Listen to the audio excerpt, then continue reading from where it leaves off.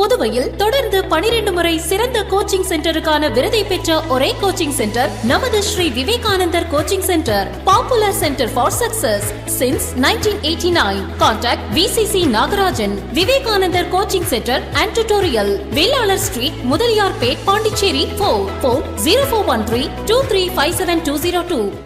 Vinayaka Missions Research Foundation, deemed to be University, School of Allied Health Sciences, Arupadai Veedu Medical College and Hospital Campus, Puducherry. இன்றைய மாணவர்களை நாளைய சாதனையாளர்களாக மாற்றும் மகத்தான School of Allied Health Sciences, Vinayaka Missions Research Foundation, deemed to be University. For admission, call toll free 1800-309-332. வணக்கம். இன்றைய முக்கிய செய்திகள். திடீரென மாறிய வானிலை, புதுவையில் கோடை வெப்பத்தை தணித்த மழை, பொதுமக்கள் மகிழ்ச்சி. புதுவையில் கடந்த மார்ச் முதல் கோடை வெயில் கொளுத்தி வருகின்றது. நாள்தோறும் சராசரியாக 98 டிகிரி வெப்பநிலை பதிவானது. இந்த நிலையில் அக்னி நட்சத்திரம் நேற்று தொடங்கியது. நடப்பு கோடையில் அதிகபட்சமாக அக்னி நட்சத்திரம் முதல் நாளிலேயே 100.6 டிகிரி வெப்பமாக பதிவானது.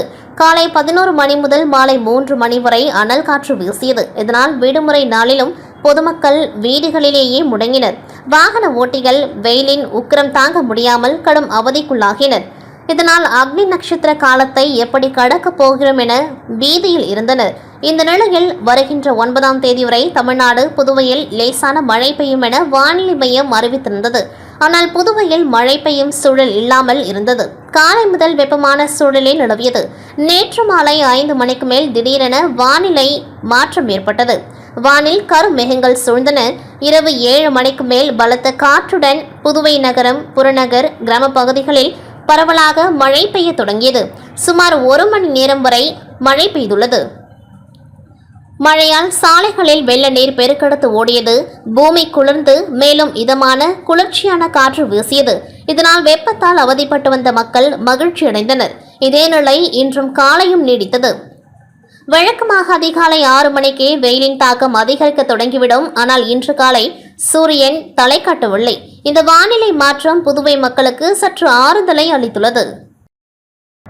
தீவிரவாதிகளுக்கு அடைக்கலம் கொடுத்ததாக கைது. போலீசாரிடமிருந்து தப்பிக்க முயன்ற வாலிபர் ஆற்றில் குதித்து தற்கொலை.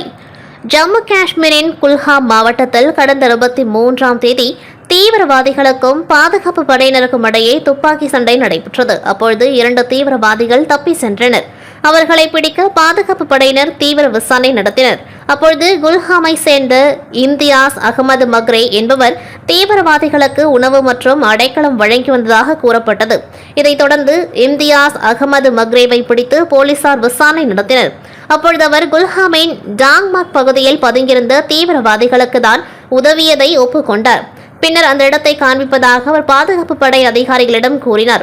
இதையடுத்து நேற்று இம்தியாஸ் அகமது மக்ரேவை போலீசார் மற்றும் ராணுவ படையினருடன் தீவிரவாதிகள் பதுங்கியிருந்த இடத்தை காட்டுவதற்காக அழைத்து சென்றனர். அப்பொழுது அவர்களிடமிருந்து தப்பிக்க முயன்ற இம்தியாஸ் அகமது மக்ரே வேஷா நதியில் குதித்துள்ளார். ஆனால் அவர் நீந்த முயற்சித்து முடியாமல் ஆற்றில் மூழ்கி உயிரிழந்தார். இதையடுத்து அவரது உடலை மீட்டு போலீசார் விசாரணை நடத்தி வருகின்றனர். இதற்கிடையே இம்தியாஸ் அகமது மக்ரேவை பாதுகாப்பு படையினர் ஏதோ செய்துவிட்டதாக மக்ரேவின் குடும்பத்தினர் குற்றம் சாட்டினர். ஆனால் இதனை மறுத்த பாதுகாப்பு படையினர் இம்தியாஸ் அகமது மக்ரே ஆற்றில் குதித்த வீடியோவை வெளியிட்டுள்ளனர். புதுச்சேரி வெள்ளையனூர் பெருமாள்புரம் பகுதியை சேர்ந்தவர் தமிழ் அழகன். இவர் புதுச்சேரி நீதிமன்றத்தில் வழக்கறிஞராக பணிபுரிந்து வருகின்றார். இவர் தன் திருமணம் செய்து கொள்ளப் போக உள்ள செவிலியர் திவ்யா என்பவரை அவர் பணிபுரியும் மூலகுளத்தில் உள்ள தனியார் மருத்துவமனையில் இருந்து இருசக்கர வாகனத்தில் அழைத்து கொண்டு அதே பகுதி விழுப்புரம் புதுச்சேரி சாலையில் சென்று கொண்டிருந்த பொழுது தனியார் பேருந்து ஒன்று அதிவேகமாக தமிழ் அழகன் ஓட்டி சென்று இருசக்கர வாகனத்தை மோதுவது போல் சென்றுள்ளது. இதில் தமிழழகர் மற்றும் திவ்யா நிலை தடுமாறி கீழே விழுந்ததில் இருவருக்கும் காயம் ஏற்பட்டுள்ளது. பின்னர் தமிழழகன் பேருந்தை பின்தொடர்ந்து சென்று அறம்பார்த்தபுரம் பகுதியில் பேருந்தை மறித்து ஓட்டுநரிடம் ஏன் இப்படி அதிவேகமாக செல்கிறீர்கள் என்று கேட்டுள்ளார். இதற்கு பேருந்து ஓட்டுநர் ராஜசேகர் மற்றும் நடத்துனர் பிரசாந்த் ஆகியோர் தகாத வார்த்தைகளால் திட்டி பேருந்தை ஏற்றி கொலை செய்துவிட்டு அபராதம் கட்டிவிட்டு சென்று விடுவேன் என கொலை மிரட்டல் விடுத்துள்ளனர். அப்பொழுது பேருந்தில் இருந்த உரிமையாளர் கோடீஸ்வரன் பேருந்திலிருந்து இறங்கி வந்து ஓட்டுநர் மற்றும் நடத்துனருடன் தமிழ் அழகனை தாக்கியுள்ளனர்.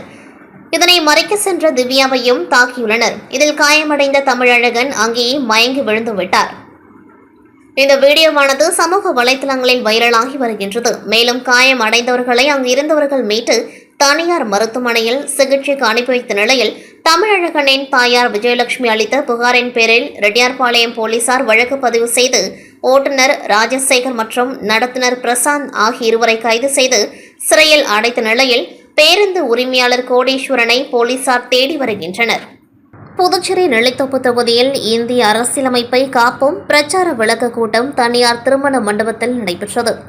காங்கிரஸ் பொதுச் செயலாளர் பழனி தலைமையில் நடைபெற்ற கூட்டத்தில் முன்னாள் முதலமைச்சர் நாராயணசாமி, காங்கிரஸ் தலைவர் வைத்திலிங்கம், சட்டமன்ற கட்சித் தலைவர் வைத்தியநாதன், எம்எல்ஏ உள்ளிட்ட முன்னாள் அமைச்சர்கள், சட்டமன்ற உறுப்பினர்கள், காங்கிரஸ் கட்சியின் அனைத்து பிரிவு நிர்வாகிகள் திரளாக கலந்து கொண்டார்கள்.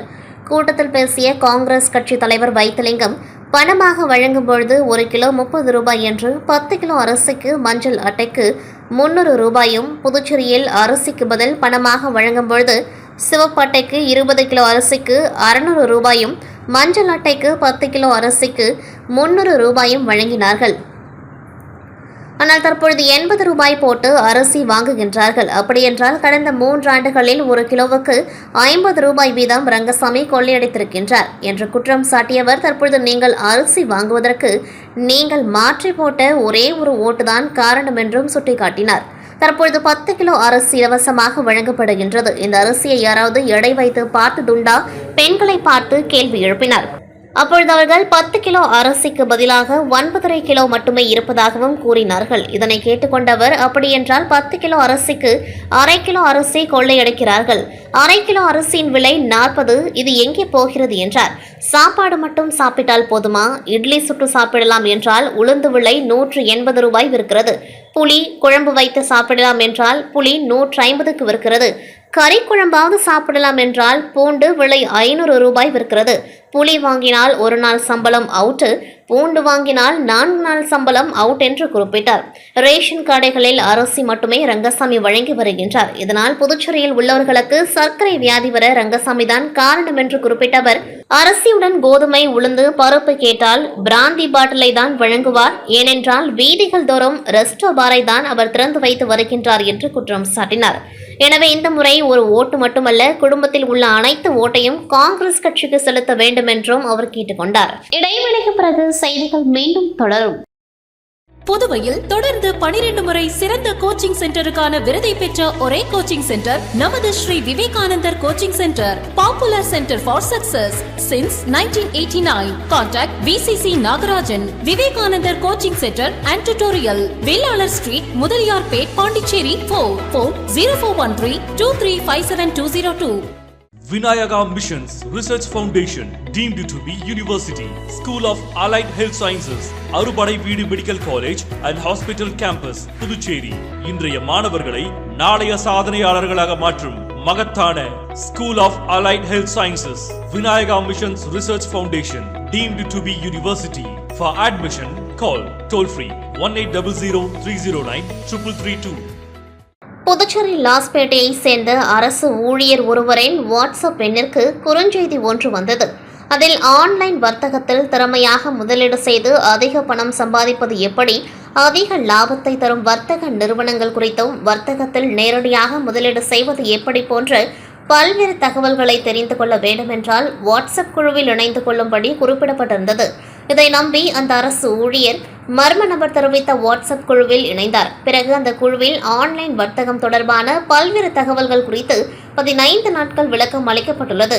இதையடுத்து அரசு ஊழியர் மர்ம நபர் அனுப்பிய ஆன்லைன் வர்த்தக லிங்கில் பல்வேறு தவணைகளாக ரூபாய் 14 லட்சம் முதலீடு செய்துள்ளார். அதன் மூலம் அவருக்கு 35 லட்சம் ரூபாய் லாபம் வந்துள்ளதாக காட்டியுள்ளது. அந்த பணத்தை எடுக்க முயன்ற பொழுது எடுக்க முடியவில்லை. மேலும் வருமான வரி, GST கட்ட வேண்டும் என தெரிவித்துள்ளது. அதன் பிறகே மோசடி கும்பலிடம் போலி ஆன்லைன் வர்த்தகத்தில் முதலீடு செய்து பணத்தை இழந்தது தெரியவந்ததை அடுத்து இது குறித்து அவர் புதுச்சேரி சைபர் கிரைம் போலீஸ் அளித்த புகாரின் பேரில் வழக்கு பதிவு செய்த போலீசார் மோசடி கும்பல் குறித்து விசாரணை மேற்கொண்டு வருகின்றனர். புதுவை வில்லியனூர் 230 பார் 110 கிலோ உயர்மின் அழுத்த பாதையில் நாளை காலை 9 மணி முதல் மாலை 6 மணி வரை பராமரிப்பு பணிகள் மேற்கொள்ளப்பட உள்ளதால் மரப்பாலம் மற்றும் வெங்கடா நகர் துணைவு நிலையங்களில் இருந்து மின் விநியோகம் பெறும் பகுதிகளில் மின்தடை ஏற்படும் என அறிவிக்கப்படுகின்றது. புதுச்சேரியின் நகர பகுதி முழுவதும், அதாவது கடற்கரை சாலை முதல் எல்லைப்பிள்ளை சாவடி வரை, அரியங்குப்பம் முதல் முத்தியால்பேட்டை வரை மின்தடை ஏற்பட உள்ளது. புதுச்சேரி உப்பளம் தொகுதிக்குட்பட்ட ஏழை மற்றும் பொருளாதார ரீதியாக பின்தங்கிய மக்களுக்கு குடும்ப அட்டைகள், அதாவது ரேஷன் கார்டுகள் வழங்கும் பணியில் புதுவை திமுக கழக துணை அமைப்பாளர் மற்றும் உப்பளம் தொகுதி சட்டமன்ற உறுப்பினர் அனிபால் கென்னடி அவர்கள் பெரும் சாதனை படைத்துள்ளார். விண்ணப்பித்த பயனாளிகளுக்கு குடும்ப அட்டைகள் கிடைக்க உறுதி செய்ய அதிகாரிகளை தொடர்ந்து சந்தித்து அவர்கள் தொடர்ந்து அழுத்தம் கொடுத்து வந்தார். இதன் தொடர்ச்சியாக இதுவரை 600க்கும் மேற்பட்ட குடும்பங்களுக்கு புதிய குடும்ப அட்டைகள் வழங்கப்பட்டுள்ளன. இந்த விழாவில் மகிழ்ச்சியடைந்த பொதுமக்கள் உப்பளம் தொகுதி எம்எல்ஏ அனிபால் கென்னடி அவர்களுக்கு தங்களின் நன்றியை தெரிவித்தனர். இந்நிகழ்வில் உப்பளம் தொகுதி செயலாளர் சக்திவேல், அவைத்தலைவர் ஹரிகிருஷ்ணன், மாநில மீனவர் அணி துணை அமைப்பாளர் விநாயகமூர்த்தி, கிளை செயலாளர்கள் சந்திரு, செல்வம், முரளி மற்றும் ராகேஷ் ஆகியோர் கலந்து கொண்டார்கள்.